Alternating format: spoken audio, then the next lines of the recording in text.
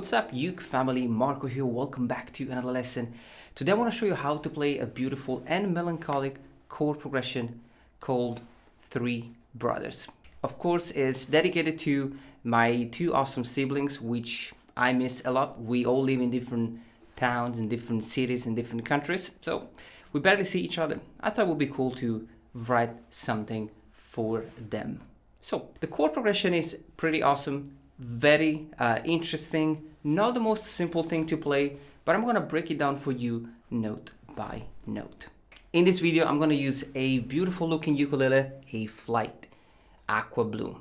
This is not mine. I wanted to buy it from a friend of mine, but unfortunately it's broken in many different ways.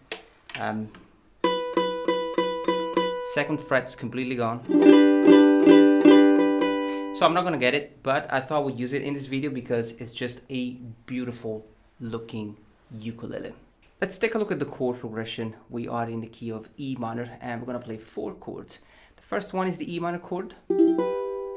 Then we're gonna have a G major 7 chord. We also have a C major chord and a G5.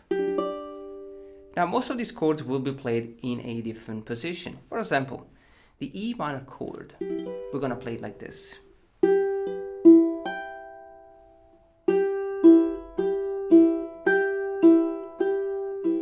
So we have 0, we have 11, 0, and 10. You can play this chord with different fingering, so it could be like this, or like this. The second chord is the G major 7, which we're gonna play like this. We have 0, we have 7, 7, and 9. I'm using a bar chord on fret number 7. We also have the C major chord, which we're gonna play in 2 different shapes. The first one is this one, which is very Jake Shimabukuro kind of chord. Beautiful, 0, 0, 3, 7, and then we bring the fret number 3 down to the fret number 2. It's a major chord with the augmented 4th. Awesome sounding chord. And we finish with a G5, which is basically a G chord without the 3rd. We have 0, 2, 3, and 5.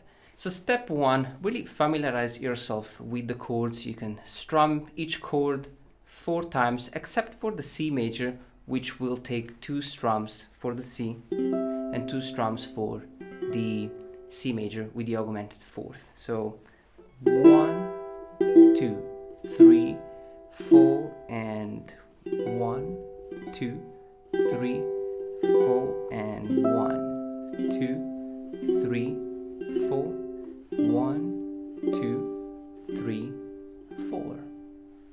Once you got the chords, then you can definitely add a finger picking pattern. This is the best part because we're gonna interpret these chords rhythmically. Now we can use a simple finger picking pattern and play the chords like this.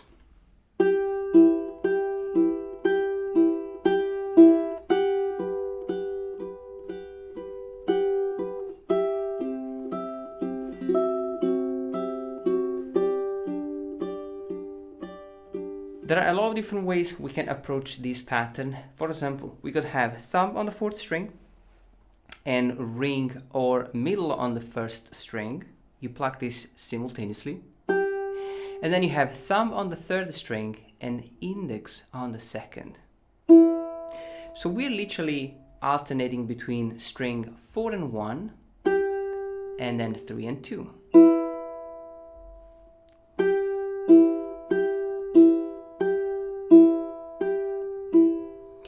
Now I like to use the ring finger on the 1st string. I really like the tone, but it's totally up to you. You could do thumb index, if you want to keep it simple.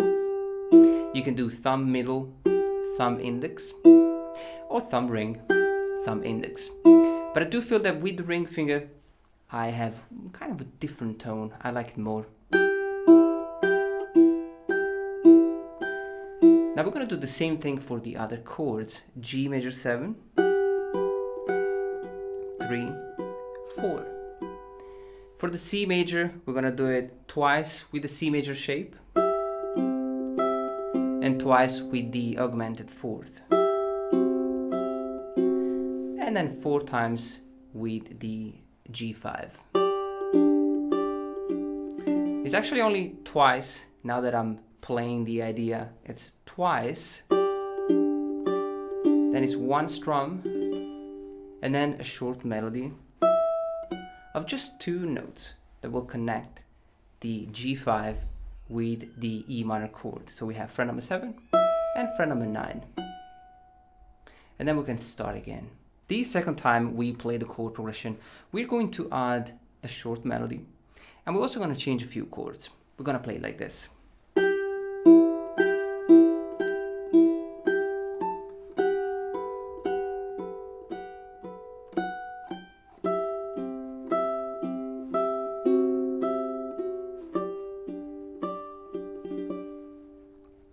So now we have the arpeggio 3 times on the E minor chord.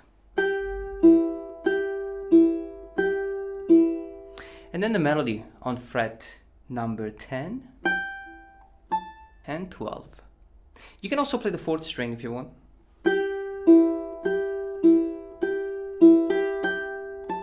Just right before the melody. Now we're gonna change the G major 7 into a G major 9. So we have 0, 9, 7, and 9. I love this chord. We do it 3 times, and then we have 4th string, and the fret number 9, and the fret number 10. Now, C major is the same. If you want, you can strum the chord with the augmented fourth. And we finish with the G5. Strum, now the melody on fret 3 and 2. And then we move into the second section, which sounds like this.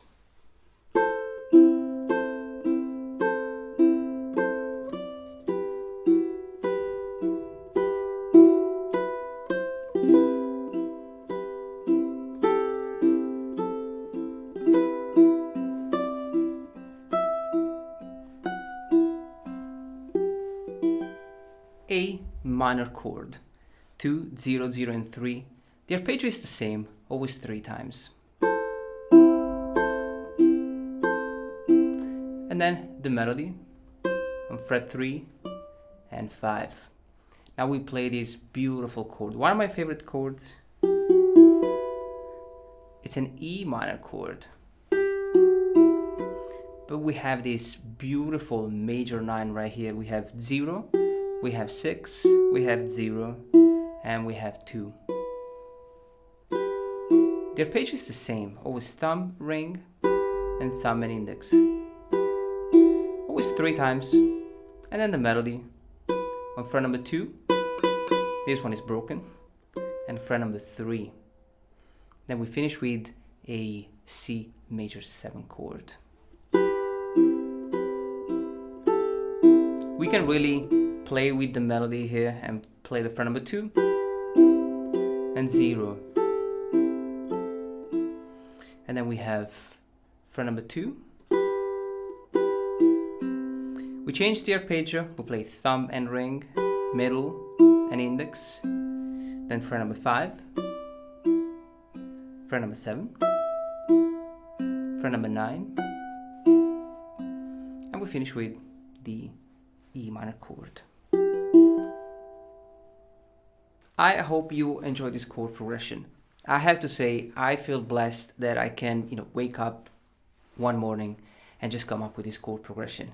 And I'm not trying to brag. I'm just saying that it's a beautiful thing and it's a beautiful feeling to be able to create music. Now, I came up with this idea thanks to Jake Shimabukuro. I was watching one of his songs. I was watching him playing, and he came up with this chord. Right? So this chord inspired the whole thing. And so with these lessons, I really want to try to give you, an idea, a chord, a melody that can light up your imagination and maybe your chord progressions, so that you can start creating your music, right? So I hope you get inspired. Let me know if you enjoyed this lesson, guys. Thank you for watching, and I'll see you next time.